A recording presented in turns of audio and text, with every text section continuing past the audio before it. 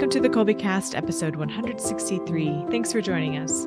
Our three-part series on language study wraps with an insightful conversation on the lessons learned from a recent trip to France by a group of Kolbe students and teachers.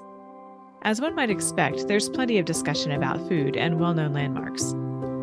One might be pleasantly surprised, however, at what else comes up when a bunch of classically educated Catholics set out across the pond together.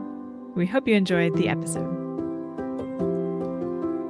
Hi there, I'm Bonnie, Kolbe homeschooling mom of 4 lads and lasses, liturgical musician, popcorn, and podcast fanatic.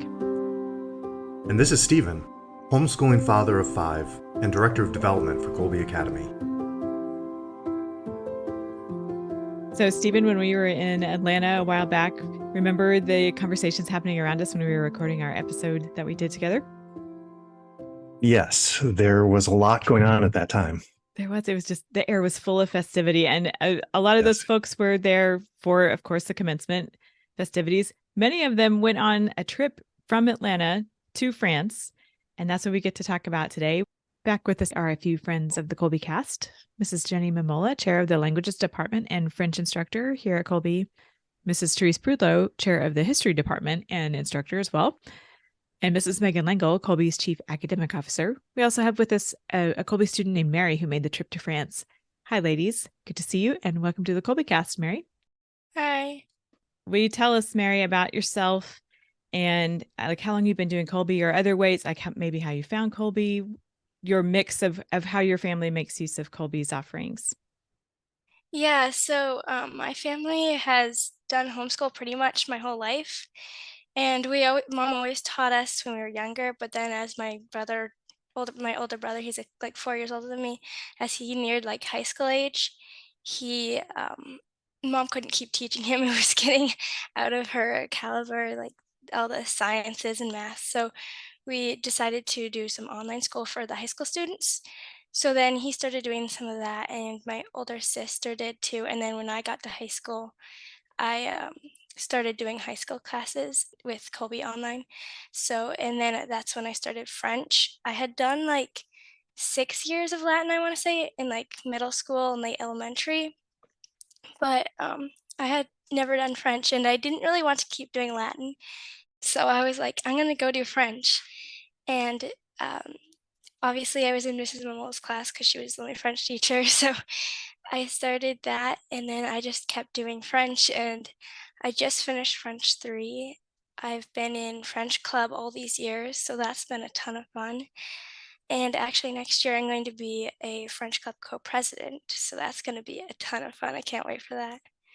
Wow, yes. What are your interests outside of class? I'm really interested in the whole world of like nursing. So I'm taking a nursing assistant, a CNA class this summer at a community college. That's going to be a lot of fun. And then I'll be able to get a job, hopefully senior year and the summer after, to help pay for college, because I want to go do nursing school, and it can get pricey to go to any college. So I'm hoping to go to a Catholic college. I'm thinking of University of Mary in North Dakota right now. It looks like it's got an awesome nursing program, so that's going to be fun. That would be wonderful. We got to hear a little bit about the nursing program from Monsignor Shea when he came to visit with us on the Kolbecast. What a needed service that they're entering. So hope all that goes well for you. Yeah. While our travelers were in France, they made some voice recordings, took some voice memos for us. I'm calling them Postcards from France. And to start us off, here's one from just before the trip. It's the night before France, and all through the house, we're trying to sleep, but we can't because we're too excited. Mrs. Mammola and Mrs. Prudlo, will you tell us about this trip to France, how it came together, and some of the logistics of that? Well, as the French teacher, I had been wanting to organize a trip to France for a really long time. I had done it before at my previous school, and excuse me, in the foreign language department, we had started talking about what would it be great if we could do some immersion trips. And then I didn't really know how it would work with Kolbe. I was kind of waiting before I really got it going. And then Mrs. Powers kind of pioneered it by doing the Rome-Greece trip. So once that started, I thought, oh, we're going to France. If they're going to Rome, I'm going to France. I got very, very motivated at that point. And my students, my entire time at Kolbe, have always asked me, okay, when are we going? When are we going to Paris? When's this trip happening? You know, the students really, really wanted to go. So it was, you know, a very natural thing to do for a French program. So once, like I said, once it was pioneered and once I saw that it was possible, I started talking to Mrs. Prudlo because I knew she had traveled a lot in the past with students. And so we just got really excited about it and started looking into travel companies. And there was a company that the previous group used, but there was a company that I had worked with in the past. And so I kind of wanted to work with them again because I knew they were excellent. And so that's who we ended up going with. And once we announced that it was happening, people were very, very excited and there was a lot of interest. We had some things we really wanted to do with the students. We wanted to do the immersion, but we wanted it to really address their whole the curriculum here at Kolbe. And yeah, we wanted it to encompass the entirety of their Kolbe experience. Yeah. The other thing that was about the timing of when we went. So we go, it's basically over Memorial Day weekend. So we leave the Friday after graduation and then come back the following Saturday. And it is probably the best time to go because number one, it stays light till like 9:45. So the students almost get like a bonus hour and a half to explore and that sort of thing before it gets dark and they can no longer be outside. And then we were there before all the crowds got super crazy because there's still a lot of students that are in school through the first week of June in the US. But also in Europe, they don't usually end that early either. So like you aren't necessarily, getting in the way of any European travelers, and the American traveling hasn't, started up. But yeah, I think one of the reasons for us to even do, that we pitched the trip to France, it's not just about the French immersion, but getting all that history and culture. There's so much that our students learn and it can kind of be tied to our curriculum. So that was important. I was even just some of the architecture and all those things, if you had taken medieval literature already with us as an 11th grader, there were so many things that you could connect from what you had just learned in the classroom to right there in front of your face. Let's hear from a few of our student travelers about that. I'm Sugar Kowalchuk. I'm going to be a senior, an incoming senior. And I never really liked history before this trip. I never liked history class. I just never got the hype about learning about it. And I think going to France and just being surrounded by history completely changed my perspective and kind of realizing these are real places, real people that existed. And it really shifted something. So I'm really grateful for that. Je m'appelle Colin, and I am going to be a junior next year. My favorite part of this trip to France was visiting La Cathédrale in Chartres. The best part of that was behind the altar there was a series of stone statues that were high above the ground, and they documented events from the New Testament, starting with some that are based on just traditions, such as the apparition to the parents of Mary, and then to the birth of Jesus, Jesus's death and resurrection, and then finally Mary's crowning was the very last one, and that was very cool to see. My name is Belen Renteria. I'm going to be a senior next year. My favorite thing about this trip was seeing all the architect. It was really beautiful and inspired me to probably pursue architecture in the near future. My favorite place was Saint Malo. It was so beautiful there. And I had the time of my life on this trip. And you ended up with how many students going? 18. How long were you all there? Was it 8 days? I think it was 8 days total. It's a 10-day trip, but 2 travel days. Yeah. Though we kind of had a bonus our last day, because our flight was so late, we kind of got a bonus day and got to see some local parts of the city, which was a very quiet, non-touristy area, which was really nice and special, I think. Did you like that part, Mary? Yeah, it was a really nice ending to just be able to walk around Paris and see it for like the last time. You're like, you're going home now, but it was an awesome way to end the trip, I think. Had you been on a trip like that before, Mary? No, I hadn't even flown in an airplane by myself. So it was definitely a big difference from any other trips I've ever taken. And I have a ton of siblings. I have 9, so I'm always taking, if I ever take trips, it's always with siblings. So it was a nice difference to be able to do something without anybody from my family. So it feels like I'm more independent, and it was awesome, yeah. Now, I do have to jump in here because you didn't mention one of the things which is always at the top of my mind whenever I think about traveling to Europe, and that's food. I know some of the students mentioned it, but Oh yeah. Of course. It goes without saying. Yeah. Oh yeah, food was awesome. And one thing I really appreciated about the particular company we went with is that is one of their emphases. And they really they make sure you get into restaurants that are authentic and local. They're not just tourist traps. I've been with other companies that did put us sort of in tourist trap areas with big group meals that weren't that great. You kind of miss out on the real experience. Every time we were in a restaurant, they had something in the meal had a local specialty. So like when we were in Normandy, we all got apple tarts because they're really known for their apples. We had beef bourguignon, which was fantastic. The cheeses, the special cheeses. Oh yeah, we got the local cheeses. So if you were also again in Normandy, Camembert is their local famous cheese. And so everything had Camembert on it, which is my absolute favorite cheese. So I was thrilled. But then also even at breakfast, there was breakfast Camembert. It's like my dream. The breakfasts at the hotels were also very good. They had full service European style breakfasts. So they wasn't just what we would consider a continental breakfast. They would have ham and eggs and all giant pastries, fresh bread, giant croissant. Yeah, Nutella, all the Nutella they could eat. And the one hotel just had caramel. It just had, because their local specialty caramel is this salted butter caramel. So that was just at breakfast in a jar. In a jar, you could just eat it. One of the really cool things about lunch in particular was that time frame gave students an opportunity to kind of explore on their own in groups. They were always required to be at least in groups of 3.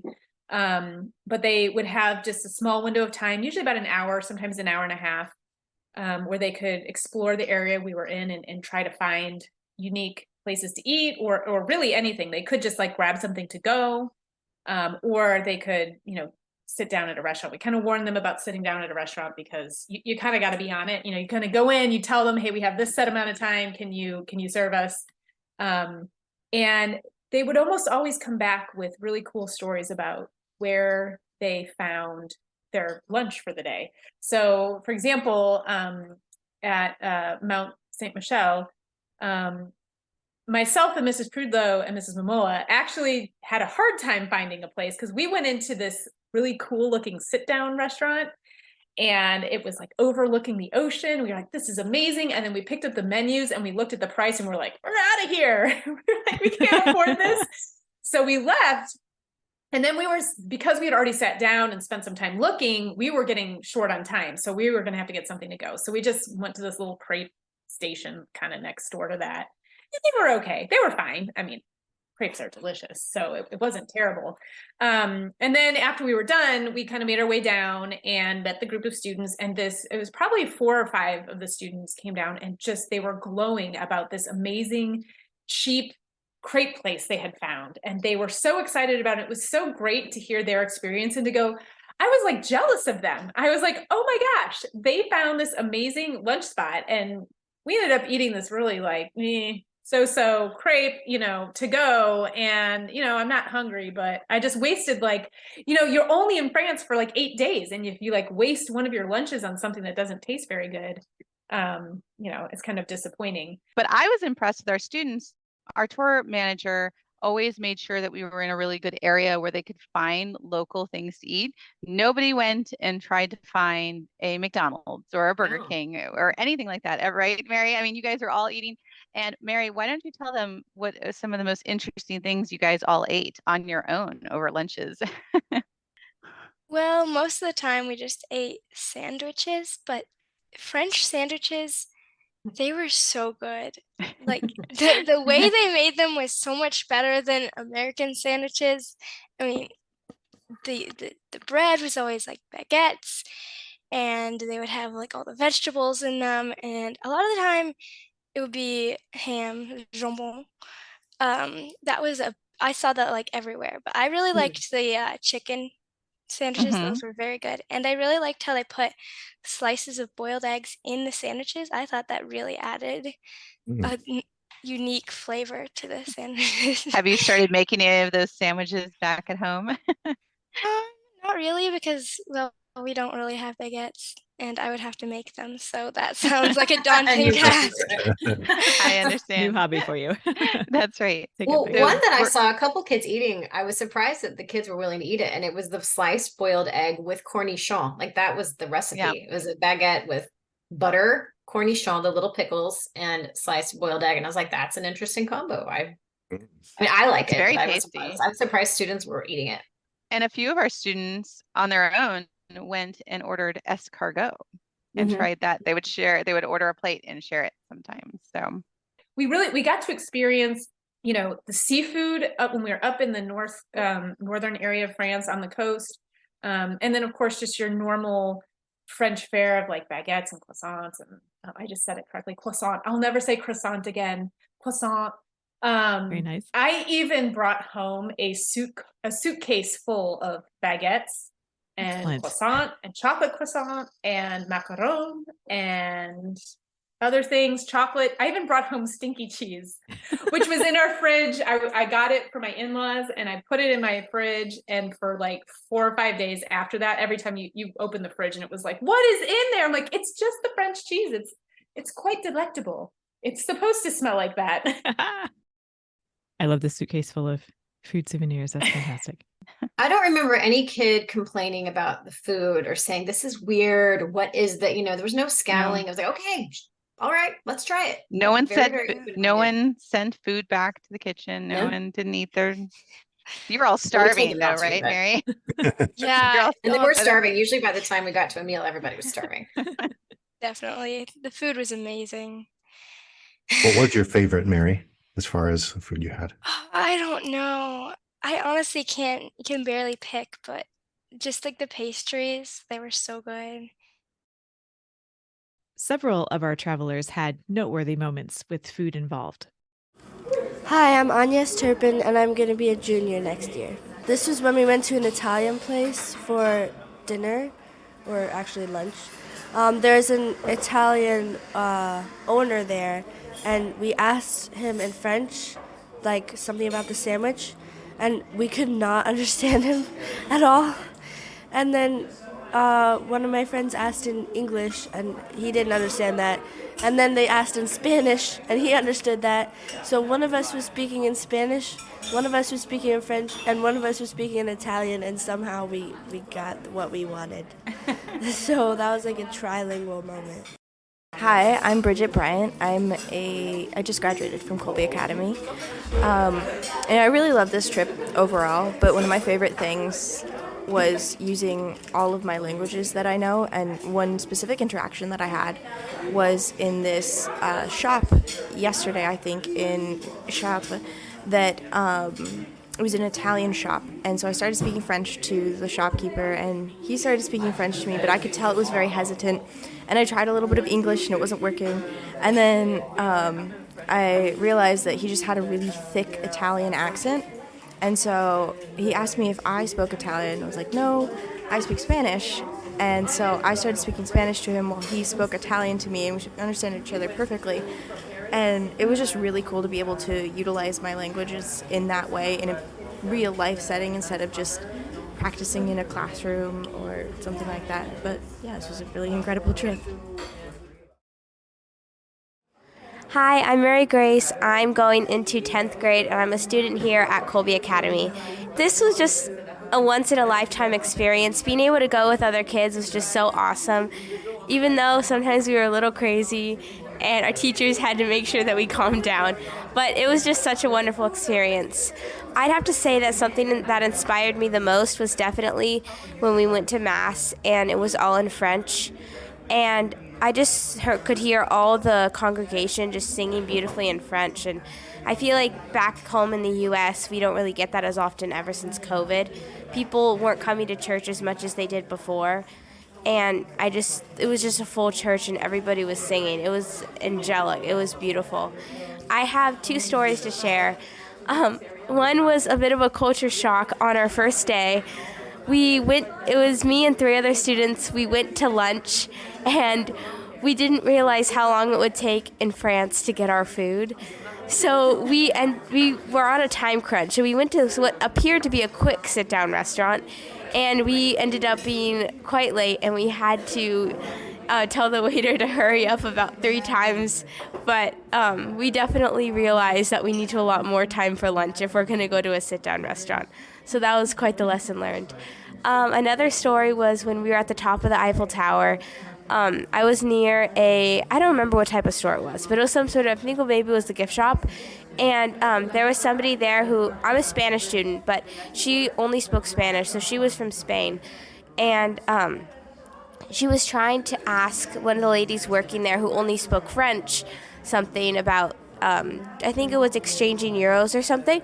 So she asked me, so I had to translate from Spanish to English to French for her. So that was definitely quite the challenge.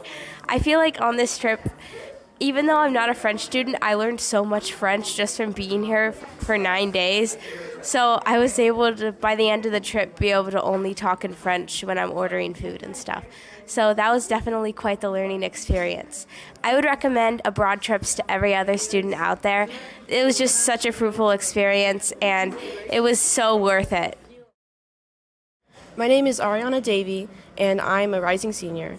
And I really enjoyed this trip because not only was it an awesome opportunity to meet up with other Kolbe students and get to know them better and hang out, but it was also a great experience because I felt like I was immersed in the language and the culture and the history that I had been learning throughout the year. Like I remember in my history class, I was reading about places like Chartres Cathedral and Mont Saint-Michel, and then going to see those places in person was really surreal. I'm Anya Bryant, and I'm a rising junior. My favorite thing about this trip was just being able to walk around alone in the little towns and really see how the people live their lives here, just observe and people watching. And I don't speak French, but I was able to understand and pick up some of it just by listening.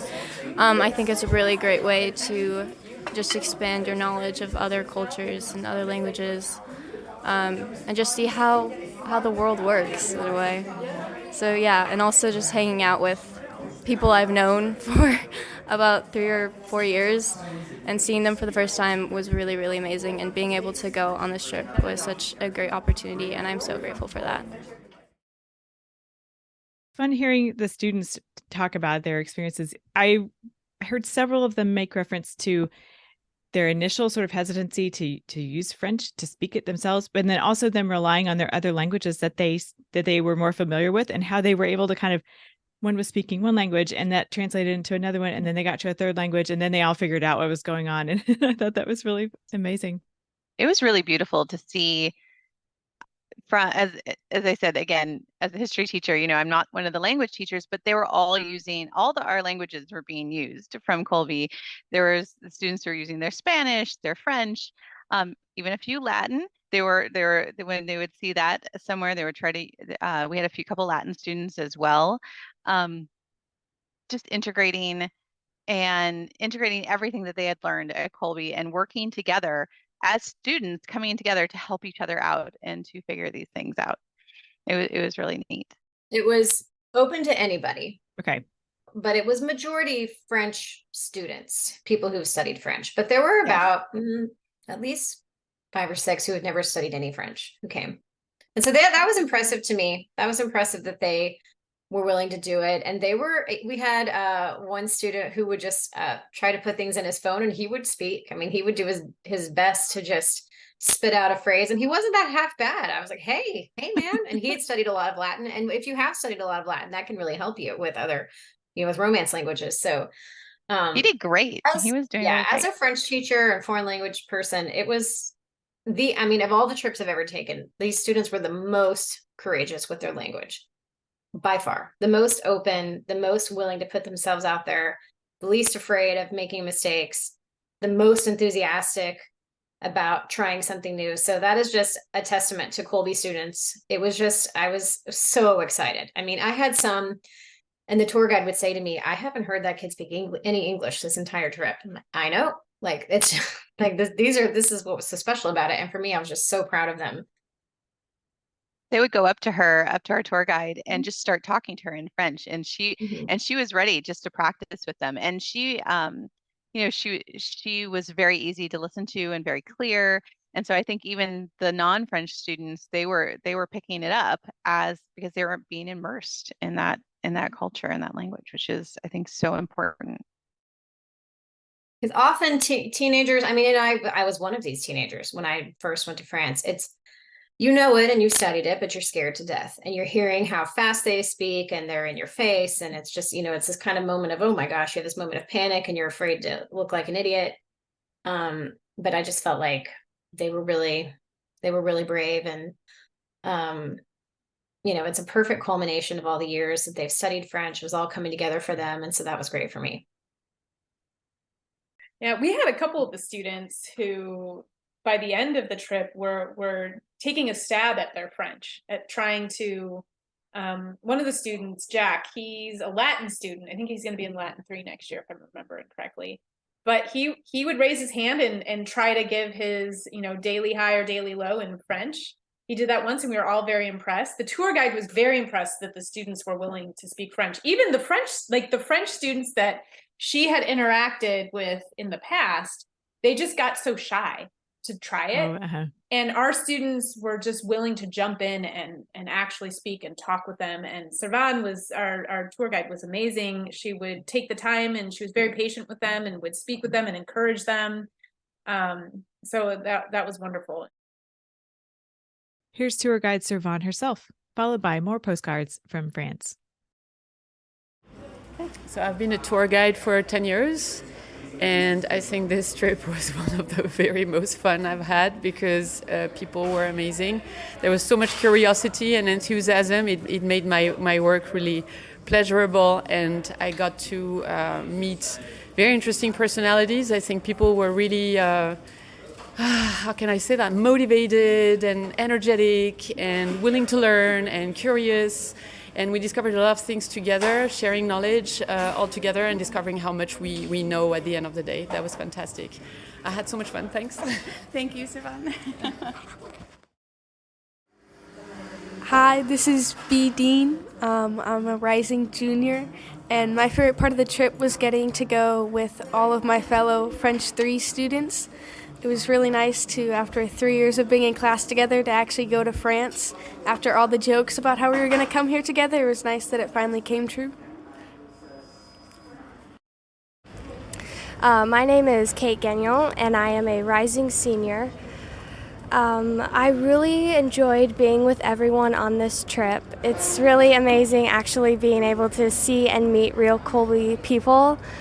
It's such a good group. Everyone is so kind.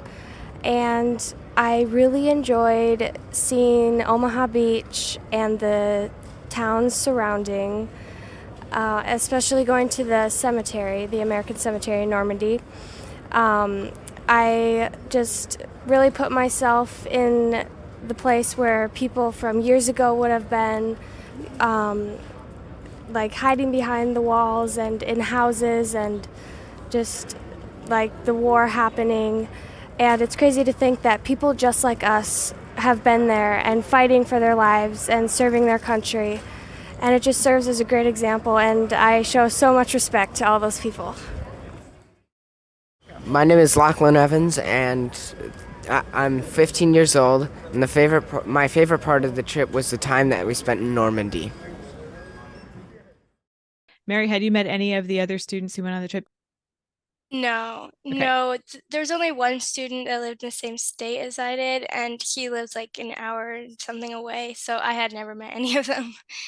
We had done some meetings for like all of us, and I knew quite a few of the students already. My whole French 3 class was going, all 5 of us, and so I knew them really well, and then other people from other classes and clubs.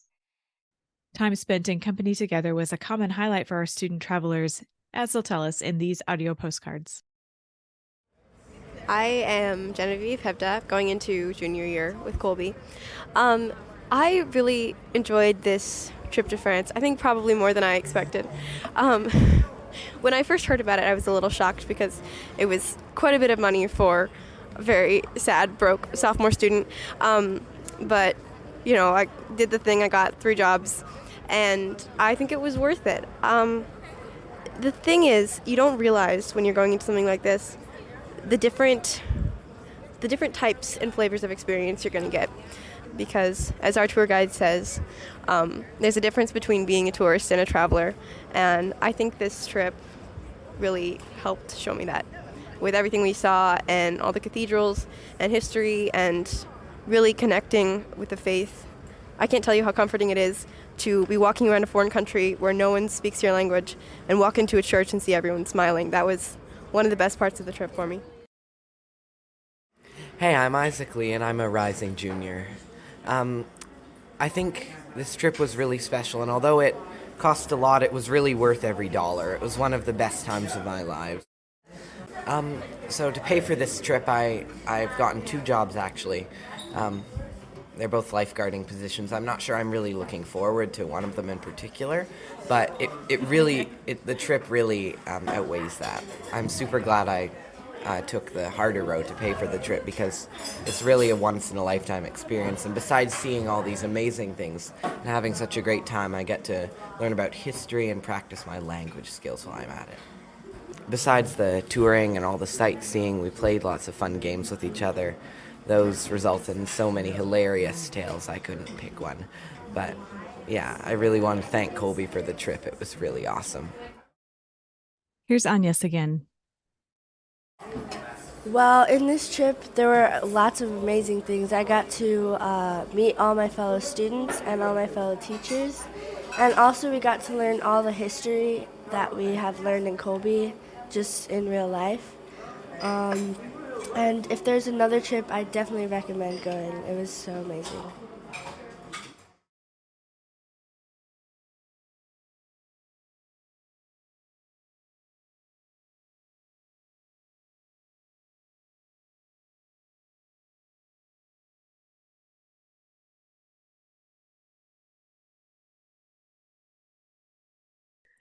Yeah, they really bonded, I think. I loved seeing you guys all talk to each other across all classes.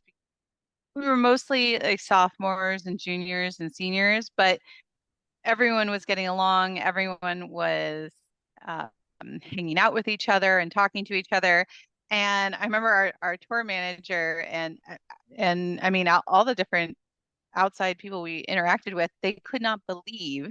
They said, "There's no way these students have never met each other before." Yeah. I'm like, nope, they haven't. I mean, other than in class, virtually, they were all from the very first gentleman that was helping us at our gate in Atlanta, where he was like watching you guys all play Mafia as you were waiting for our flight, because we had worked on the presumption of to prepare for everything and get everywhere really early, so which worked well for us, I think, in a number of situations. But so we were there very, very early for our flight, and the students were all playing together. And he could not believe that it was a virtual school. Like he was like, he just thought that was amazing. And then that continued. That sort of theme kept continuing on throughout the trip. Every night in the hotel, if they could, they were playing games down in the lobby. I was really just impressed with how well the students all got along with each other.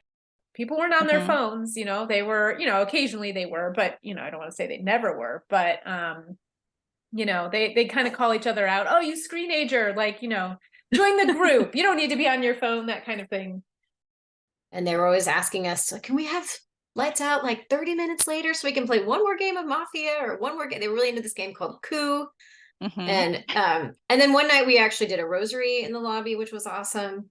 And we did a rosary on the bus pretty much every opportunity we could. But it was just cool because, I mean, they just wanted to be together as long as possible. Yeah. And that was a fun rosary we did because we did every language at that one we did in the hotel, one lobby in the hotel. That was neat. So we had the Spanish decade, French, a couple French decades, a Latin decade. It was really nice. It was fun. Dylan actually mentioned that. Here he is. Hello, my name is Dylan Matthews, and I'm a rising junior. This trip was just an amazing experience. I mean, our tour guide was continually talking about the difference between a traveler and a tourist. And I don't know, but I feel that through this trip somehow something clicked somewhere, and I've been inspired to really embrace that idea of being a traveler and what it means about that, like really looking for those authentic places to eat and wanting to understand the culture really deeply. And when you're looking into things, looking for the history and really asking locals, not just searching it up online. So that was one of my favorite things. And, you know, I bet other people have been saying this, but meeting other Kolbe students in person, I mean, this is, you know, a once in a lifetime experience, hopefully more in a lifetime.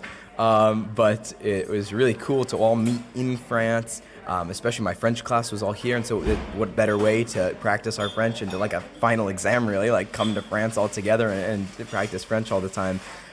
Saying rosaries in French, getting closer with people that you know only online so far, but you know, seeing that they're real people right here, and how much you really do have in common when you meet them in person.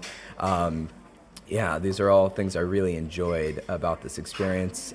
One little quick story, when I went to go get crepes, I was searching for like the best crepe in France, and while we were in Normandy, I went to go get a crepe, and he asked for the toppings, and I said, you know, sugar and Nutella, and he laughed at me because he said, sugar and Nutella, what is that? And I thought, you know, when in France, have a very awesome crepe with sugar and Nutella, so thank you. A couple of them mentioned taking jobs to pay for the trip. Yeah, I mean, I think it was wonderful. Probably about half the students, I believe, got jobs of some kind to help pay either for the entire trip or part of it.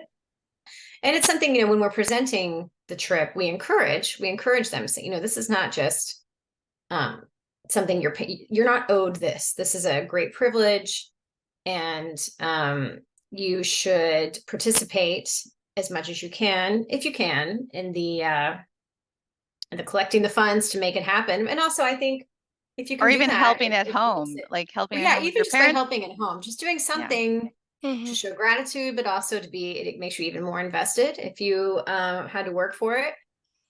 So I think I was very impressed by those who did that and chose to, and I think a few of them are now they're paying the piper. They hadn't been working up until, but their parents were like, okay, now here comes the work. Now you got to pay for this. So I was very impressed by that. I think that is very noble and also a great life experience. And I think all the students that I talked to, I mean, they were just so grateful to their parents to helping them to bring this all together. And we are so grateful to all of your parents that they were such. It wasn't just the students. It was the whole everybody all together working to make this happen, whether it be parents, friends. Parents were very flexible and very open throughout the entire experience. And that was also awesome. A big gift to us, because as a parent, I would have had a million questions. You have expectations as a parent. You're going to spend that kind of money. You're maybe afraid. Maybe it's the first time you're sending your child on a trip like that, and they had to extra trust us because they've never met us in person. And that's very challenging. I've never done that as a parent. Every time I've sent my kids somewhere, I know where I'm sending them and I've met that person before. And so that was I'm very grateful that they trusted us in that situation. And with some of the stories that I've heard, I would be very reassured. I mean, because of the company you're using as well, it sounds like they know. I love the chaperones as well. I try, you guys are trustworthy, but the systems that they have in place just sounds like, they've seen it all before. They've done it, and they're going to take care Oh of yeah. everything. So They are pros. They're very professional. They really anticipate everything.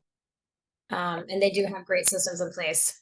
Yeah, it's the benefit of using a system, a company that, and they specialize in high school and younger student trips. Yeah, I mean, she was a historian.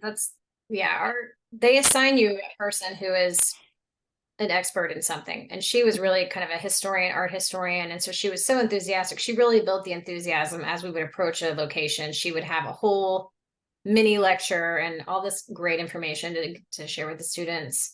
And then she would challenge them saying, okay, we're going to go to this place. You're going to come back and tell me A, B, and C.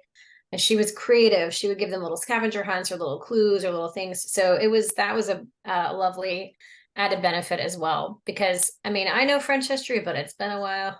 And she was truly an expert. And then having Therese as expert in there as well. And so that was awesome. Oh, it was like a mini history course the whole time.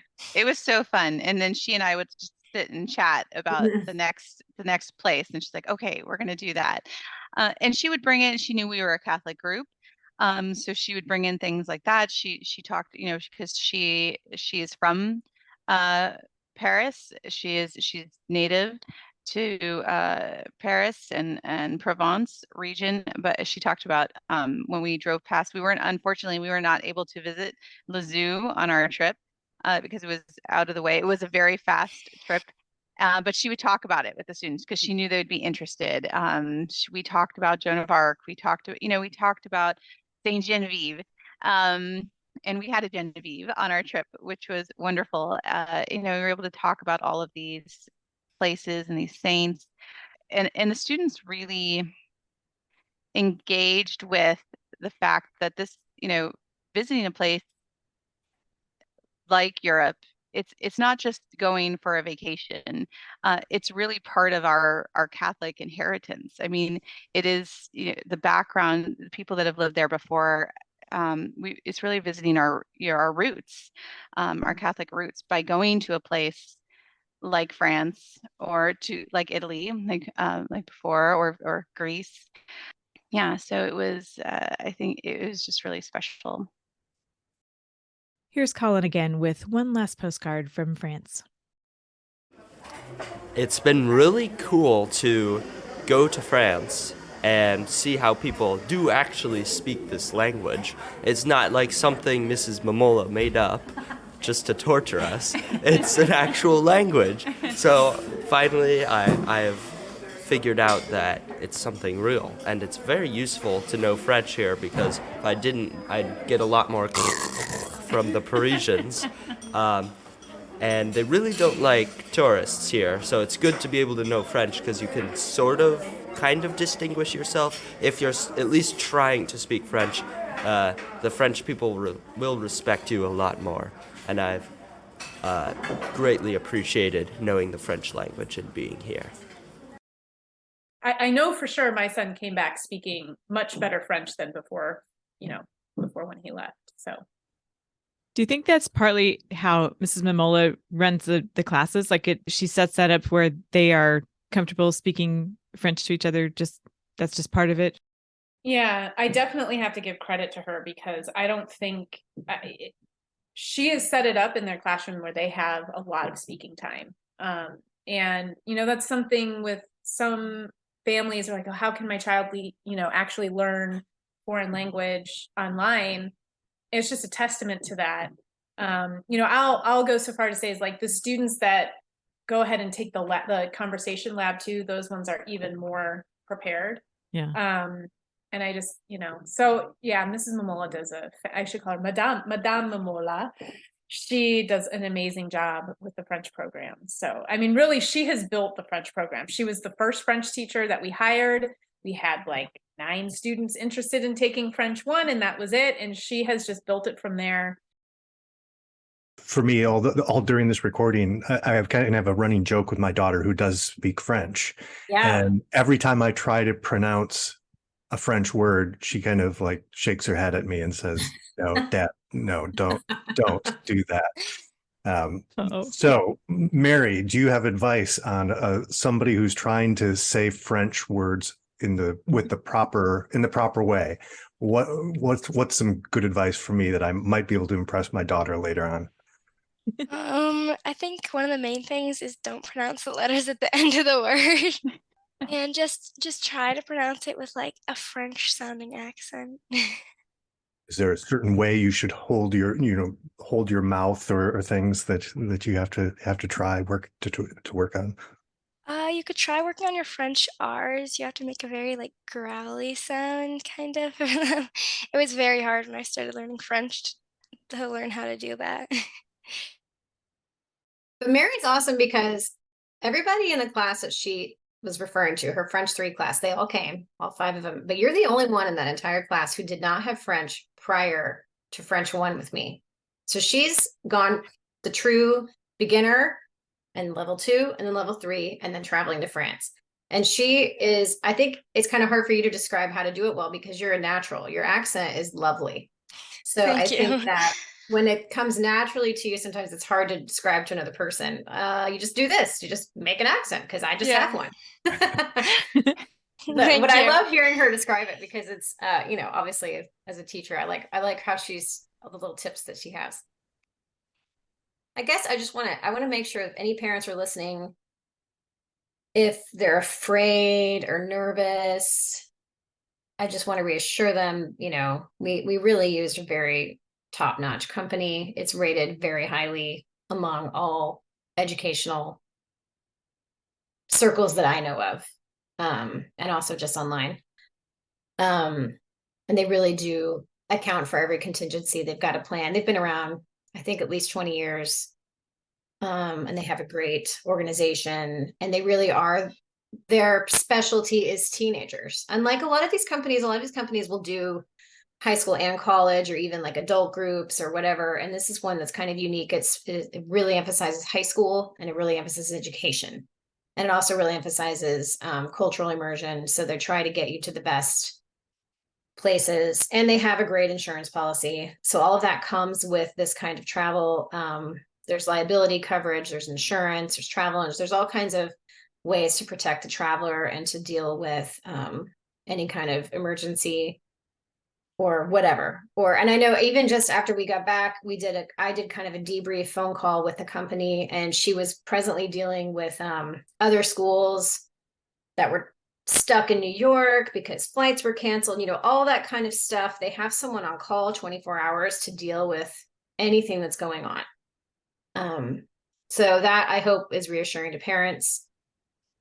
You felt very sort of well taken care of. You never felt nervous that they weren't going to be there with you, and everyone was ready if we needed to pivot to do something else. Everyone was very relaxed and ready to do so. Yeah, so I was very, very impressed. As you said, I mean, I've taken college students a number of times to Europe, and we've even done it on our own. So I know how much work goes in to a company like this, and I was very impressed with what they had offered for us. I think a big part of how well and smoothly the trip went is just the teachers were so awesome with every situation that came up. They were there, they were ready to help, and I think that they deserve a big round of applause for how awesome they were. Merci beaucoup. Thank you, Mary. Well, you made our job very easy for us. So you are a joy, and my favorite moments was just watching your all faces as you would go in and see these things for the first time. When you've been to these places and you've seen them, they're always wonderful every time you go, but there's nothing to compare with seeing a student walk in to Saint-Chapelle for the first time and seeing those windows, right? It's like, oh, wow. Or walking up and seeing Mont Saint-Michel rise up out of the land, and you're like, oh my goodness, it really is a rock out in the sea. Or seeing Chartres Cathedral for the first time, you're like, oh my goodness, and watching your all faces, and watching you experience these things in these places that so many have walked for you. It's really special to be there with you guys.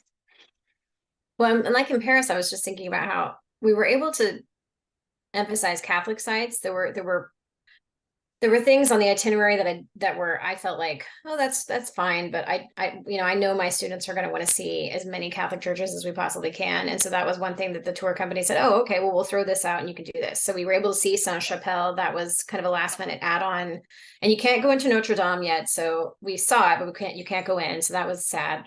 But we were able to go to Sacré-Cœur and the Chapel of the Miraculous Medal for Mass. We got to experience Mass there on Pentecost, so that was beautiful.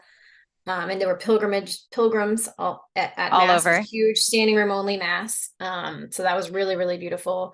We got to see St. Martin in Tours. Oh, yeah. That wasn't on our thing either. Yes, we did. We saw St. Martin de Tours. That was not on the list. Yep. So we got to emphasize, they allowed us the freedom to do things like that because it's a secular company, but they're like, oh, if you want to emphasize this, sure, whatever you want, if it's as long, as within reason and the bus can get you there, they'll do it. And I was just going to add also another thing I was thinking about as a parent, like, this is unique. Kolbe kids are awesome. And if you have your child in Kolbe, you want them to meet other Kolbe kids. That was what I was coming away with. Like, my son is 15 and he goes to a Catholic school where we live. And he has awesome friends and stuff, but I was just thinking, oh, I wish you were here. He would have fit in so well. He would have had so much fun. And I was just thinking for the future for my daughters, like, okay, this is special. This is not just any old group. And I just want parents to, if you're on the fence, that's another argument pro these types of trips, because they really are special kids. We got to see that a bit in Atlanta when we went and got to meet some of the other kids there. That was great. Well, my hat is off to you all for making the trip, for making it happen, and I'm so glad it went as well as it did. What wonderful memories. It was great seeing some of the pictures that were posted. There are several pictures on Kolbe's social media channels. Neat. I like the point from the students about being engaged in history. And I remember I grew up in the Midwest. And I mean, so you're talking about old things being a couple hundred years old at that point. I mean, it's like any man-made things at that point. And, then going over to California, and I haven't spent a lot of time out on the East Coast, but then one time I did go to Europe and Austria. It's like the house that I'm staying in is older than our country here. So I didn't have that sort of perspective. I certainly wouldn't have had it even as a high schooler. I wouldn't have had that idea at all growing up here in the States, but it's just incredible. Then you go and think, this is older than our country. This is way older than our country. And then, like you're saying, to connect all those things through the faith is really, really an experience that we miss here to the same level here in the States. So what a wonderful experience for those high schoolers to have that at a young age, not have to wait till they're 40 or whatever to do that. For sure. So, Madame Mammola, we first met you in episode 46 of the Kolbecast. My sister Hope and I got to meet you. That's been a while ago. You took us through some of the aspects of the French program then. For those who have not yet listened to that episode, which I'll of course link in our show notes, do you want to give us sort of an overview? This is this whole explanation of the trip you were able to take thanks to the offerings of the French courses that Kolbe has among its offerings. What else would you like us to know about the French program? In the high school, we offer French 1, 2, 3, and 4. And then now, as of last year, we have a middle school program, which we added. So that's definitely an update since last time we spoke.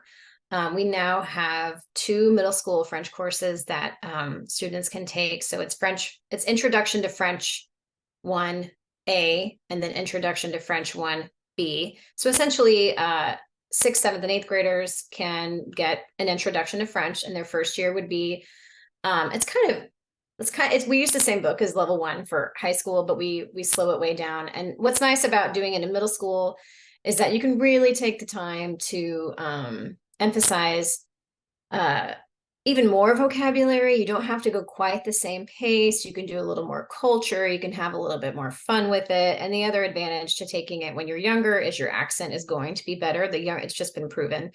the younger you study, the younger you are when you begin studying a language, the easier it is for your brain to adapt to it, especially pronunciation wise. And so typically as a high school teacher, typically when I have students who've had middle school French, their pronunciation is better than those who haven't had it, but also their vocabulary is richer because they've had the time to really play with the vocabulary. You can do a little bit more interactive projects and just some things. It's not quite so much the pressure and the pace of a high school course where you have to get to a certain point so that they get everything they need by level 3. So that the program has expanded, which is awesome. And if you wanted to at Kolbe, which I highly encourage, you could possibly take French for 6 years as a Kolbe student, and you could come out as a really amazing Francophone and Francophile, because we have, the more students I get, the more opportunity I have to build these things. Also, I'm very much looking forward to more travel. Oh, and we also have French Club. That's another thing.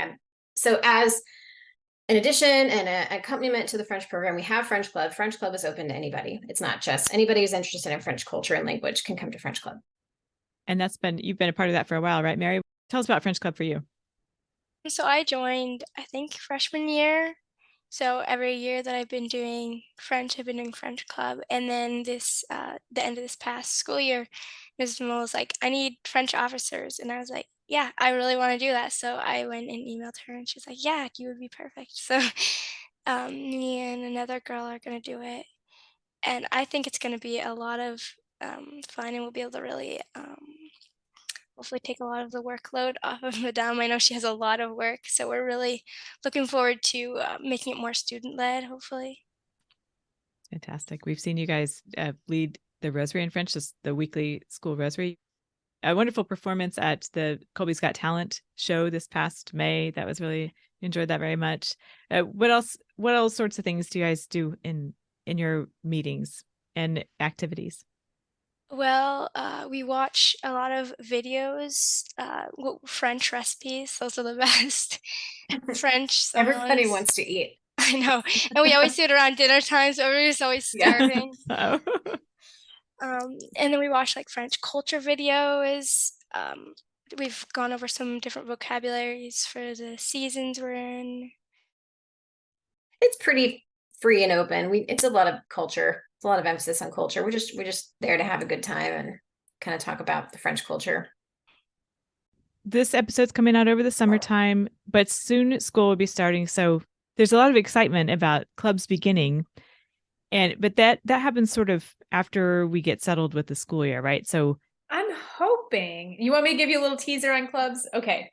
Mrs. Lengyel has a lot of help now. It used to be that I didn't have a lot of help. Okay. So as far as like getting the school year launched, between training the teacher, student orientation, now I have deans to do student orientation. I have a whole technology team that does all of the launching of usernames and logins and access to Adobe Connect and all the different classrooms that you need. And I have a vice principal, that can kind of oversee teacher training and all that. So I'm hoping that clubs will actually be ready to go by the time school starts. So we'll see. Okay. Well, we'll be getting mail about that, I'm sure, and announcements and so forth. So, okay. Check the Friday memo. That's where you'll see it. As soon as I can launch it. I would say probably clubs is like the last real manual thing that I'm still doing as far as enrollment and registration type things. That in summer. So eventually, though, our tech team has ways of automating that more. So when that happens, that means there's less pointing and clicking I'm having to do to launch it, which means it can launch faster. So cool. Well, that's exciting. All right. Mm-hmm. How are we doing? Is there more you want to say about the French program in general, Mrs. Mammola? Or things that you wanted to cover that we haven't yet? I mean, I don't know. Yes and no. I've talked a lot about it in the past, and I think always my biggest spiel is people always say, oh, well, French is not practical. Spanish is more practical. Or in a classical school, obviously Latin is kind of our foundation. And so I just always like to counter that with actually, there's a huge amount of French speaking countries in the world. of course, I didn't bring my articles, but I have articles that talk about French rising in statistics and the amount of French, and most of it's due to Africa, populations in Africa, and how many French speakers there are in the world. But also for Kolbe students, I think one of the biggest draws is the faith. I mean, France really is at the heart of Catholic culture, and you just can't, as much as people try, it's really hard to separate France from Catholic culture and Catholic history. And it's beautiful to study both at the same time, and all the amazing French saints and all the, all the things that go with it. And now that we're offering trips, French can be extremely practical. Even if we're going to other countries, as we see it. Yes. The French is still going to be very, very helpful. And there's a reason why French is one of those major universal languages. I mean, people speak English and then they speak French. I mean, it does have its roots in Latin, but it's a language that's used every day. And it's so important. Well, just the influence that France had on Western culture, I think people forget. And then they start making the connections like, oh yeah, okay. And especially American culture, just its overall worldwide for the size of the country, its influence on especially Western culture is pretty amazing. Yeah, and you're right. And on our culture in America, it did play a huge role. I mean, the students could see that when we're driving around Imperial Paris. It's like, oh, those buildings look familiar. That building structure looks familiar. Where have I seen that before? I know when my husband is a professor, he's and he does Italian history, but when he was getting his doctorate, he was expected to know how to read and speak French as just going into graduate school. Yeah. So at the very least, reading it. Yeah. It's funny, as you were saying that, I was like, I guess I've spent too much time around philosophy professors because they all had to learn French. Yes, yes, exactly. Well, it's academic, and that's what's something I always counter that to parents as well, who say, oh, French is so impractical. Who uses French? I'm like, well, it's extremely academic. So there's many disciplines that ask you to at least have a reading level of French. And also just any language is as practical as you make it in your life. If you seek opportunities to speak with people who speak the language that you studied, that's going to become more and more applicable to your life. And so, I mean, that's how it's been with me. I'm from Oklahoma. No one in my family speaks French. No one. I had a grandmother who told me that learning a foreign language was the thing a young, educated lady should do.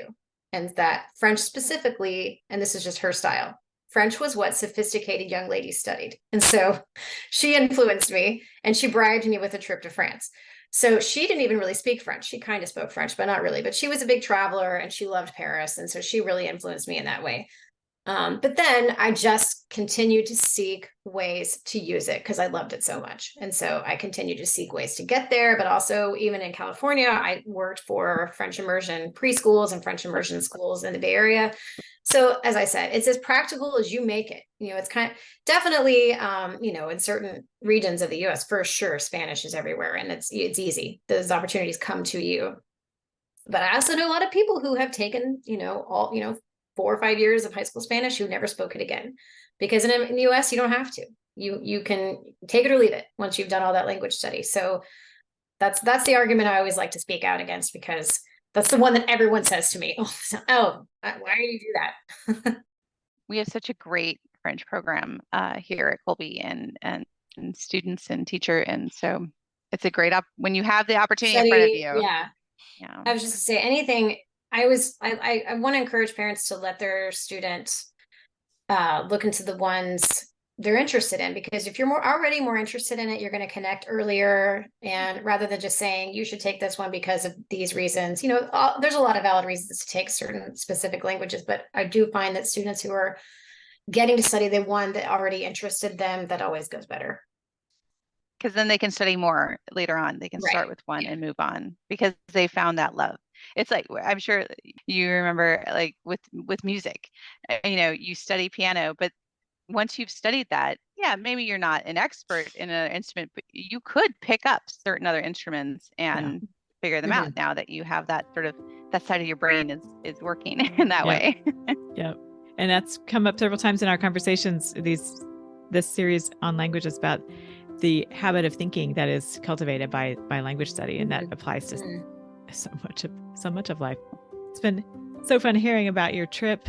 Thank you so much for coming to tell us about it, and for taking those voice memos with you on your trip, and for all that you have put into that. It sounds like a wonderful time for everyone. Merci beaucoup. Subscribe to the Kolbecast on your favorite podcast app so that you don't miss an episode. And let us know how we're doing by leaving a rating or a review. And as always, feel free to email us at podcast@kolbe.org. Mary our Mother, pray for us. St. Maximilian Kolbe, pray for us. Ad Maiorem Dei Gloriam.